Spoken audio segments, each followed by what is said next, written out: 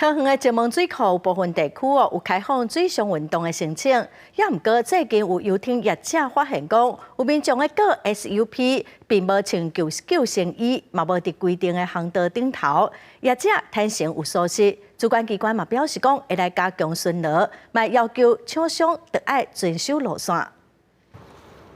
伫石门水库大汉溪水桥巡艇的航道，有6只徛准备往溪口吊桥的方向去，这个人无穿救生衫。游艇的业者发现了后，通知保持总队去阻挡，引起水上安全的疑虑。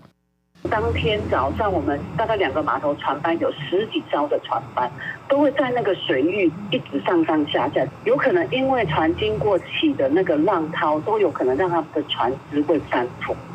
我们领头的那一个人呢，因为他绕道的关系，所以他就稍微走错了方向，所以就跨越了水域。我们的错。业者承认有疏失，根据了解，是阿母坪水上训练中心承办的业者要做水域的探勘，不过迄天拄好有古船队的比赛，因为惊影响比赛，所以行别条路，无设置走入去巡艇的航道。渡船游艇商业工会表示，连续2礼拜有人无设置走入去，甚至真挖去游艇，要求拔水分署都要做好管理，加强相关的一个巡检。如果有遇到所谓的逾越的状况，我们会规范他们